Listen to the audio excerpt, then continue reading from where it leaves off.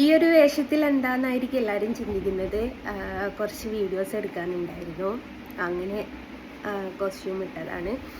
അപ്പം ഞാൻ ഈ വീഡിയോ ചെയ്യാനുള്ള കാരണം എന്താ വെച്ചാൽ, ഞാൻ 2 ദിവസങ്ങൾക്ക് മുമ്പേ ന്യൂസ് 80ക്ക് ഒരു ഇൻ്റർവ്യൂ കൊടുത്തിട്ടുണ്ടായിരുന്നു. അപ്പം അതിൽ ഞാൻ പറഞ്ഞിരുന്ന ഒരു കാര്യമുണ്ട്, നമുക്കൊരാപത്ത് ഘട്ടം വരുന്ന സമയത്ത് ആരും ഉണ്ടാവില്ല കൂടെ എന്നുള്ളത്. അപ്പോൾ ഞാൻ സുരേഷ് ഗോപി ചേട്ടനെ പറ്റി ഒരു വാക്ക് പറഞ്ഞിട്ടുണ്ടായിരുന്നു. അപ്പോൾ അതിനെക്കുറിച്ച് ഇപ്പോൾ പലരുമായിട്ട് എൻക്വയറി ചെയ്യുന്നുണ്ട്, എന്താ സംഭവം എന്ന് ചോദിച്ചിട്ട്. അപ്പം ഞാൻ കരുതി അതൊരു വീഡിയോ ആക്കിയിട്ട് പോസ്റ്റ് ചെയ്യാം, എല്ലാവരോടും ഇങ്ങനെ പറഞ്ഞുകൊണ്ട് കൊടുക്കാൻ എനിക്ക് വയ്യ, അതുകൊണ്ടാട്ടോ. അപ്പം സംഭവം എന്താ വെച്ചാൽ, ഞാൻ എൻ്റെ ലൈഫിൽ പഠിച്ചൊരു പാഠത്തിനെ പറ്റിയാണ് ഞാൻ പറഞ്ഞത്. എന്താ വെച്ചാൽ, നമ്മുടെ ചുറ്റിലും പലരുമുണ്ട് എന്നുള്ളൊരു ചിന്താഗതിയിലാണ് നമ്മൾ ഓരോ ദിവസവും ജീവിച്ചു പോകുന്നത്, ഇല്ലേ? നമുക്കൊരാപത്ത് ഘട്ടം വന്നാൽ നമ്മളൊക്കെ ഓടി വരാൻ ഒരുപാട് ആൾക്കാരുണ്ടാവും എന്നുള്ള ഒരു പൊട്ടത്തരവും കൊണ്ടിട്ടാണ് നമ്മൾ ഓരോ മനുഷ്യരും ജീവിക്കുന്നത്.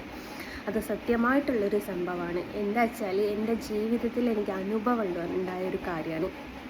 കാരണം ഞാൻ ചിന്തിച്ചിട്ടുള്ള ഒരു സംഭവം എന്താ വെച്ചാൽ, എനിക്കൊരു ബുദ്ധിമുട്ട് വന്നാൽ ഓടി വരാൻ ഒരുപാട് ആൾക്കാരുണ്ട് എൻ്റെ ചുറ്റിലും എന്നുള്ളൊരു പൊട്ട ചിന്താഗതിയും കൊണ്ടിട്ട് ജീവിച്ച് നടന്ന ഒരാളാണ് ഞാൻ. അപ്പം എല്ലാവരും കൂടി എന്നെ ഹണി ട്രാപ്പുകാരിയാക്കി, ഞാനൊരു തെറ്റും ചെയ്യാതെ തെറ്റുകാരി എന്ന് മുദ്ര കുത്തിയ സമയത്ത് ജീവിതം പതറിപ്പോയൊരു നിമിഷം എനിക്കുണ്ടായിട്ടുണ്ട്. ആ ഒരു നിമിഷത്തിൽ എൻ്റെ മുമ്പിൽ മരണമല്ലാതെ വേറൊന്നുമില്ല എന്ന് തിരിച്ചറിഞ്ഞൊരു നിമിഷം. ആ ഒരു നിമിഷം വല്ലാത്തൊരു അവസ്ഥയാട്ടോ. ഒരു മനുഷ്യനെ സംബന്ധിച്ച് ആ ഒരു നിമിഷം എന്ന് പറയുന്നത് നമുക്ക് പറഞ്ഞറിയിക്കാൻ പറ്റാത്തൊരവസ്ഥയാണ് ഗൈസ്. എത്ര പേർക്ക് അത് മനസ്സിലാവുമെന്ന് എനിക്കറിയില്ല. നമ്മൾ കണ്ണ് തുറന്ന് നോക്കുമ്പം ചുറ്റിലും ഇരുട്ട് മാത്രമേ നമുക്ക് കാണാൻ പറ്റുള്ളൂ, എവിടെയും നമുക്കൊരു വെളിച്ചം കാണാൻ പറ്റില്ല. നമുക്കൊരു കാലത്ത് വെളിച്ചമായ ആൾക്കാരൊക്കെ നമ്മളെ ഇരുട്ടത്തേക്ക് പറഞ്ഞയക്കുന്ന ആ ഒരു മൊമെൻ്റ് ഉണ്ടല്ലോ, അത് വല്ലാത്തൊരു മൊമെൻ്റാണ്. അപ്പം എൻ്റെ മുമ്പിൽ മരണം മാത്രമേ ഉള്ളൂ എന്ന്. കാരണം ഞാൻ വിശ്വസിക്കുന്നൊരു സംഭവമുണ്ട്, നമ്മുടെ നീതിന്യായ വ്യവസ്ഥയ്ക്കൊരു പ്രത്യേകതയുണ്ട്. നമ്മൾ ജീവിച്ചിരിക്കുമ്പം കിട്ടാത്ത നീതി നമ്മൾ മരിച്ചു കഴിഞ്ഞാൽ അവരത് നേടിത്തരും എന്നുള്ളതാണ്. കാരണം ജീവനോടൊക്കെയുള്ള സമയത്ത് ആർക്കും നീതിയും ന്യായവും ഒന്നും മേടിച്ചു കൊടുക്കാൻ നേരം ഉണ്ടാവില്ല, ആർക്ക് വേണ്ടിയിട്ട് സംസാരിക്കാനും ആരും ഉണ്ടാവില്ല. അങ്ങനെ ഇരിക്കെ ഞാൻ മരണം മാത്രമാണ് മുമ്പിൽ എന്നുള്ളത് കൊണ്ട് ഞാൻ മരണത്തെ തിരഞ്ഞെടുക്കുകയായിരുന്നു ചെയ്തത്.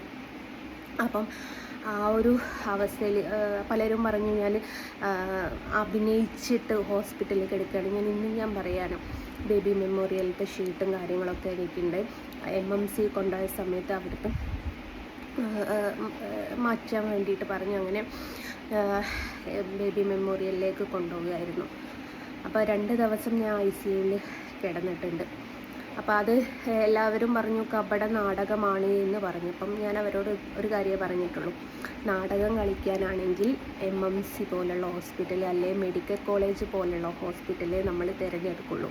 കാര്യം എന്താ വെച്ചാൽ, ചത്തതുമില്ല, എനിക്ക് 50,000 രൂപ ബില്ലും. ആ 50,000 രൂപ കണ്ടപ്പം എനിക്ക് അറ്റാക്ക് വരാതിരുന്നത് എൻ്റെ ഭാഗ്യമെന്ന് ഇപ്പോഴും വിശ്വസിക്കുന്ന ഒരാളാണ് ഞാൻ. അപ്പോൾ അഭിനയിക്കാൻ വേണ്ടിയിട്ടാണ് 50,000 രൂപ കൊടുത്ത് അഭിനയിക്കാൻ. ഞാൻ സിനിമാ നടിയൊന്നും അല്ലല്ലോ. അങ്ങനെ ഞാൻ ഹോസ്പിറ്റലിലായി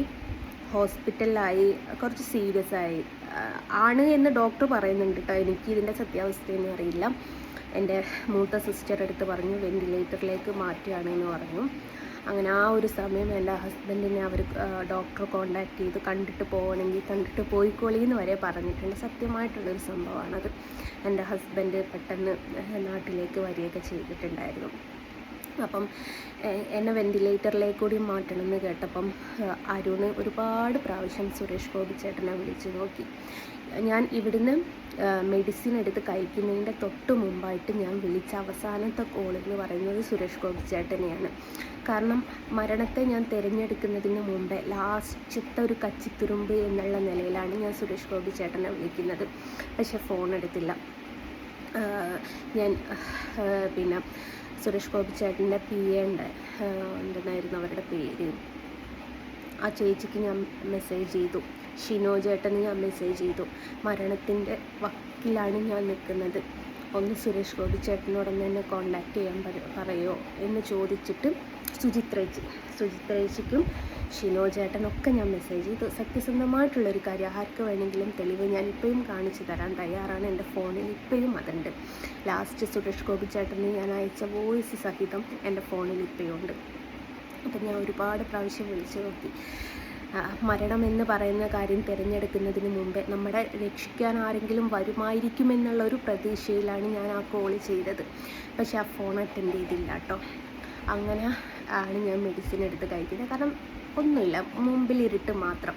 അപ്പം ഞാൻ മെഡിസിൻ എടുത്ത് കഴിച്ചു. ഞാൻ ഓക്കെ, ഈ ലോകത്തുനിന്ന് വിട പറഞ്ഞു പോവുകയാണെന്ന് എൻ്റെ ഓർമ്മ വെച്ചിട്ട് ഞാൻ അവസാനമായിട്ട് കാണുന്നത് എൻ്റെ 2 മക്കളും അപ്പുറം ഇപ്പുറവും നിന്നിട്ട് കരയുന്ന ആ ഒരു മൊമെൻ്റ്. അപ്പം ഞാനിങ്ങനെ പറയാം മനസ്സുകൊണ്ട്, ഇനി എനിക്കൊരു പുലരി എനിക്കായിട്ട് ഉണ്ടാവില്ല അല്ലേ, ഇനി ഞാൻ ഈ വെളിച്ചം കാണില്ല, അല്ലേ ഞാൻ ഈ മക്കളെ കാണില്ല, എല്ലാം കഴിഞ്ഞ് നമ്മൾ 6 അടി മണ്ണിൻ്റെ അകത്തേക്ക് എന്ന് പറഞ്ഞ് പോകുന്ന ആ ഒരു മൊമെൻ്റ് ഉണ്ടല്ലോ, നമ്മളിവിടെ അവസാനിക്കുകയാണ്, നമ്മുടെ ജീവിതം ഇവിടെ തീരുവാണ് എന്ന് സ്വയം ബോധ്യപ്പെടുന്ന ഒരു നിമിഷം ഉണ്ടല്ലോ. അതേ നാളെ ഞാനില്ല എന്ന് അറിയക്കൊള്ള ഞാൻ കണ്ണടക്കുകയാണ്. ഇവരുടെ കണ്ണീരാണ് ഞാൻ അവസാനമായിട്ട് കാണുന്നത്. പിന്നീട് എനിക്ക് ഓർമ്മ വരുന്നത് എപ്പോഴാണെന്ന് വെച്ചാൽ MMCയിൽ മൂക്ക് കൂടെ പമ്പിടുന്ന സമയത്ത് ഭയങ്കര വേദനയാണ്. മൂക്ക് കൂടെ പമ്പിട്ട ആൾക്കാർക്കറിയാം. അപ്പോൾ എനിക്ക് ബോധം വരുന്നത് ഗൈസ്. അങ്ങനെ വെൻറ്റിലേറ്ററിലേക്ക് മാറ്റണം, സീരിയസ് ആണ് എന്നൊക്കെ പറഞ്ഞ സമയത്ത് ഒരുപാട് പ്രാവശ്യം എൻ്റെ ഫോണിലും അരുണിൻ്റെ ഫോണിലുമായിട്ട് മാറി മാറി സുരേഷ് ഗോപി ചേട്ടനെ വിളിച്ചു നോക്കി. പക്ഷെ ഫോൺ അറ്റൻഡ് ചെയ്തില്ല. മെസ്സേജ് അയച്ചു നോക്കി, ഒരു റിപ്ലൈ ഇല്ല. കാരണം എന്തെങ്കിലും ഒരു വഴി ചേട്ടൻ കാണുമായിരിക്കുമെന്നുള്ളൊരു പ്രതീക്ഷയായിരുന്നു എനിക്ക്. കാരണം എന്നെ അത്രമേൽ ഉപദ്രവിക്കുന്നത് RSSൻ്റെയും BJPൻ്റെയും ആൾക്കാരായിരുന്നു, കുറച്ച് സ്ത്രീകൾ. അപ്പോൾ അവരോട് എന്താണ് അതിൻ്റെ സത്യാവസ്ഥ എങ്കിലും അറിഞ്ഞിട്ട് പെരുമാറാൻ പറയാനെങ്കിലും അതിനെങ്കിലും വേണ്ടിയിട്ട് അവരൊന്ന് ഫോൺ എടുക്കുമെന്ന് കരുതി. പക്ഷേ എടുത്തില്ല കേട്ടോ. അപ്പം എനിക്ക് മനസ്സിലായി, നമ്മുടെ ചുറ്റിലുമുള്ള ആൾക്കാർ വെറും കപട നാടകം നടത്തുന്ന ആൾക്കാരാണ്. നമുക്കൊരാപത്ത് ഘട്ടം വന്നാൽ ഒരു മനുഷ്യനും നമുക്കുണ്ടാവില്ല ഗൈസ്, ഒരാളും ഉണ്ടാവില്ല. നമുക്കാകെ നമ്മുടെ കൂടെ ഉണ്ടാവും എന്ന് പറയാൻ നമ്മുടെ മാതാപിതാക്കളും നമ്മുടെ മക്കളും, അതിലും ഉപരി ഒരാളെയും നിങ്ങൾ ആരും പ്രതീക്ഷിക്കരുത്. ഭയങ്കര അഹങ്കാരിയായിരുന്നു ഞാൻ. കാരണം ഒരു പ്രശ്നം വന്നാൽ ഇടപെടാൻ ആരൊക്കെയാ, MP, അതേപോലെ ഒരുപാട് ആൾക്കാർ എന്നുള്ളൊരു അഹങ്കാരിയായിരുന്നു ഞാൻ. ഒരുപാട് ആൾക്കാർ എൻ്റെ ചുറ്റിലുണ്ട്, എനിക്കൊരു വിഷയം വന്നാൽ ഓടി വരാൻ ഒരുപാട് ആൾക്കാരുണ്ട് എന്ന് അഹങ്കരിച്ചൊരു വ്യക്തിയായിരുന്നു ഞാൻ. പക്ഷെ ആരും ഉണ്ടാവില്ല എന്ന് നമുക്ക് സത്യത്തെ മനസ്സിലാക്കി തരണം എന്നുണ്ടെങ്കിൽ നമുക്കൊരാപത്ത് ഘട്ടം തന്നെ നമ്മുടെ ജീവിതത്തിൽ വരണം. എന്നാൽ മാത്രമേ നമുക്ക് ആരൊക്കെ ഉണ്ടായിരുന്നു ആരൊക്കെ ഉണ്ടാവില്ല എന്നുള്ളത് നമുക്ക് മനസ്സിലാവുന്നത്. ഞാൻ ഒരുപാട് സഹായിച്ച ആൾക്കാരുണ്ട്, ഞാൻ ഒരുപാട് വിളിച്ചു നോക്കിയ ആൾക്കാരുണ്ട്, ആരും വന്നില്ല. പക്ഷെ ഞാൻ പ്രതീക്ഷിക്കാത്ത കുറേ ആൾക്കാർ എന്നെ ചുറ്റിലോടി എത്തിയിട്ടുണ്ട് കേട്ടോ. അപ്പോൾ ഇതാണ് സംഭവം. അതുകൊണ്ട് സുരേഷ് ഗോപി ചേട്ടൻ ഫോൺ അറ്റൻഡ് ചെയ്തില്ല. അതിന് എന്തെങ്കിലും ഒരു തീരുമാനം ചേട്ടൻ ഉണ്ടാക്കി തരുമെന്ന് ഞാൻ വിചാരിച്ചിട്ടുണ്ട്. ഇനി ഉണ്ടാക്കി തരണേന്ന് വിനീതമായിട്ട് ഒരുപാട് മെസ്സേജ് ഞാൻ ചെയ്തു നോക്കി. പക്ഷെ എനിക്കൊന്നും എന്നെ ചെയ്യാത്ത തെറ്റിന് ഹണി ട്രാപ്പുകാരിയാക്കിയപ്പം തൊട്ടിട്ട് ഞാൻ കോണ്ടാക്ട് ചെയ്യുക. പക്ഷേ ഒരു മറുപടി ഇല്ല ഗൈസ്. അപ്പം നിങ്ങൾ ഇത്രമാത്രം ഒരു അനിയത്തിക്കുട്ടീന്നോ ഒരു ചേച്ചീന്നോ അല്ലെ ഒരു മകളെന്നോ ഒരു പെങ്ങളെന്നോ അങ്ങനെ വേണ്ട, ഒരു ശത്രു എന്നെങ്കിലും കണക്കാക്കിയിട്ട് നിങ്ങൾ നിങ്ങളുടെ ലൈഫ് സക്സസ്ഫുള്ളായിട്ട് ജീവിതം മുമ്പോട്ട് കൊണ്ടുപോകണമെന്ന് നിങ്ങൾക്ക് ആഗ്രഹമുണ്ടെങ്കിൽ നിങ്ങളൊരൊറ്റ കാര്യം മാത്രം ചിന്തിക്കുക. ഒരു സമയത്ത് നമ്മുടെ നേല് പോലും നമ്മുടെ കൂടെ ഉണ്ടാവില്ല. നിങ്ങൾക്കറിയില്ലേ, ഈ ദിശകൾ മാറുന്ന സമയത്ത് നേലിൻ്റെ സ്ഥാനങ്ങളും മാറുന്നുണ്ട്.